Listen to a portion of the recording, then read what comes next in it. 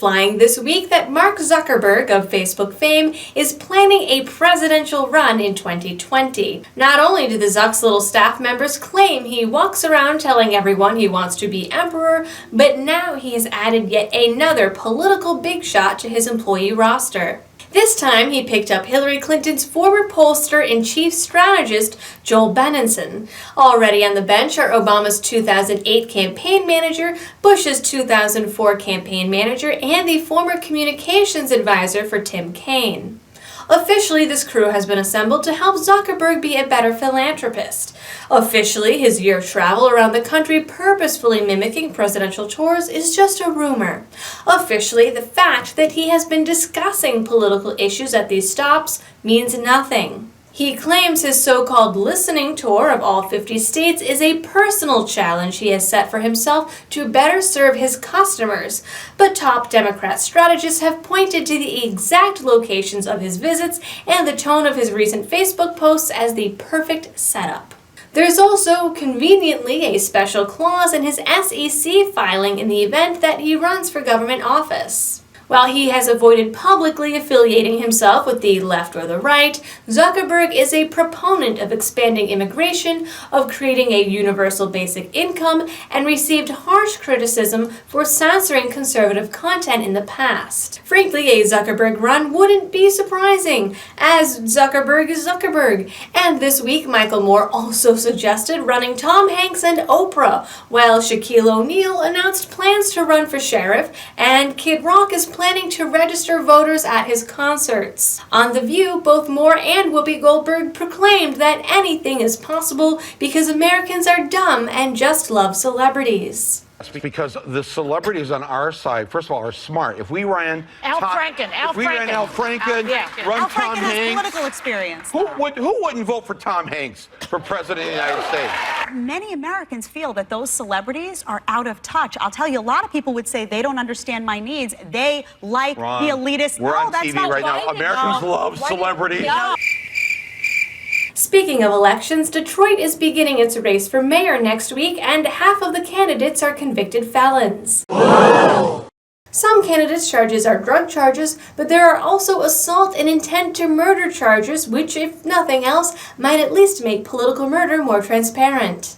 In an admirable attempt at spin, political consultant Greg Bowen says these charges, the most recent being in 2008, show that these people have had challenges and make the candidates more relatable to criminals. Under Detroit law, felons can vote and can run for office, provided their convictions were not related to fraud. One candidate, 58-year-old Donna Marie Pitts, denies any wrongdoing in her life despite several convictions dating back to 1977. These charges include auto theft, 2 counts of assault with intent to murder, and 2 separate firearms charges in which she allegedly started a shootout over a body shop repair bill in the 80s. She was paroled in 1992 but was arrested and charged again in 2000. And again in 2002, and was released from prison again in 2006. She claims her convictions were acts of discrimination and is running on a platform of ending said discrimination. Candidate Danetta L. Simpson also has a felony conviction for intent to murder. She claims that all the witnesses in her case lied on her, which led to a false conviction and overcharging. In this case, she apparently rolled up on her baby daddy's new girlfriend after making several threatening phone calls and attempted to shoot her. She missed by 2 feet and pled no contest to the charges. She says that this incident is what fueled her motivation for political office. Other candidates do have more frivolous charges, such as pot charges, though the man with the pot charge was also charged with writing fraudulent checks, which should go under the fraud rule, but the case wasn't prosecuted. In other weird shit, the Nebraska State Patrol is facing a lawsuit for requiring all female recruits to undergo invasive pelvic exams as part of their super sketchy hiring process. According to the lawsuit, the patrol has forced female recruits to submit to invasive and medically unnecessary vaginal and anal exams performed by a male doctor for years.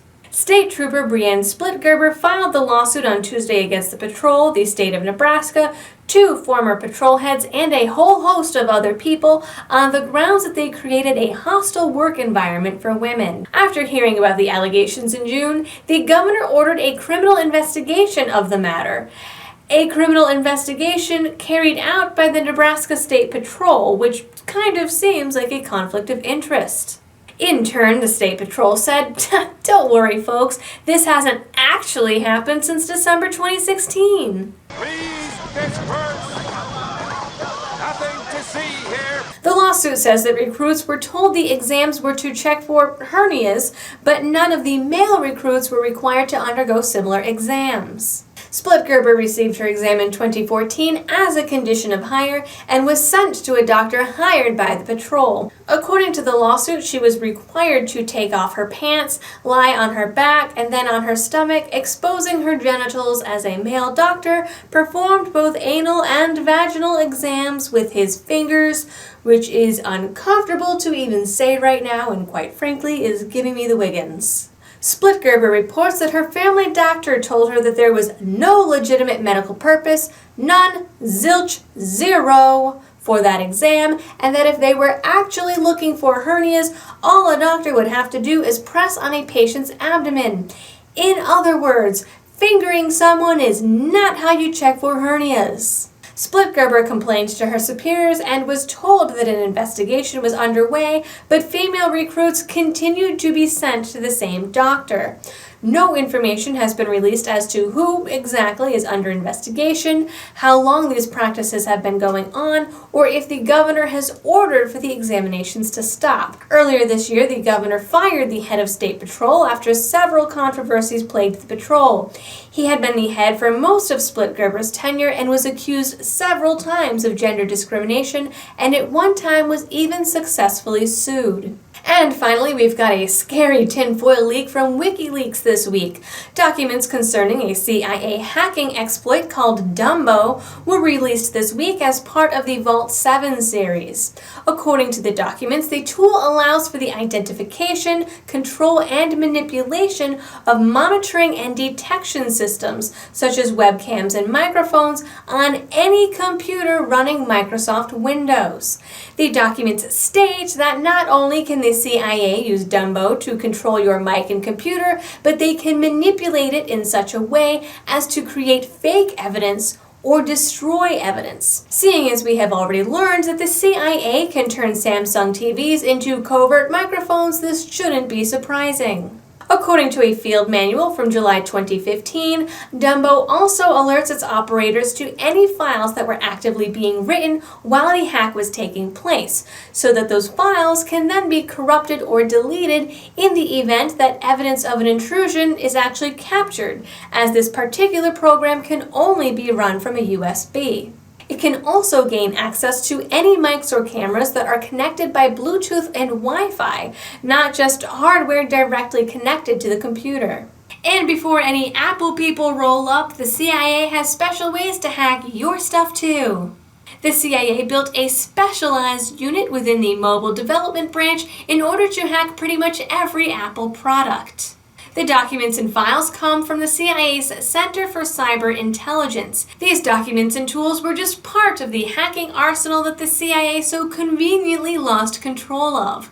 The arsenal includes not only Dumbo, but all manner of Trojans, viruses, malware, remote control systems, and various weaponized exploits that have been circulated all around the internet to various hackers.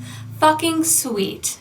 The CIA has, in essence, created its own version of the NSA, but with even less accountability. Other data dumps in this series included the information that the CIA has been working on hacking into computers on cars and trucks since 2014. We were also given the revelation that the CIA targeted all major political parties during the French 2012 elections because meddling in elections is only bad when Russia does it. And because I can't handle any more ridiculous news today, that will conclude your Liberty-related news for the week. Please don't forget to like, share, and subscribe. You can also find me on Twitter, VidMe, and Facebook. If you really enjoy my channel and want to help support it, you can also find me over on Patreon. I know that there are some people that are not happy with Patreon right now. I also have a PayPal that you can use. Everything, all of it, including my sources for today's video, are all linked in the description down below. So until next week, thanks for watching and helping me to spread the message of liberty.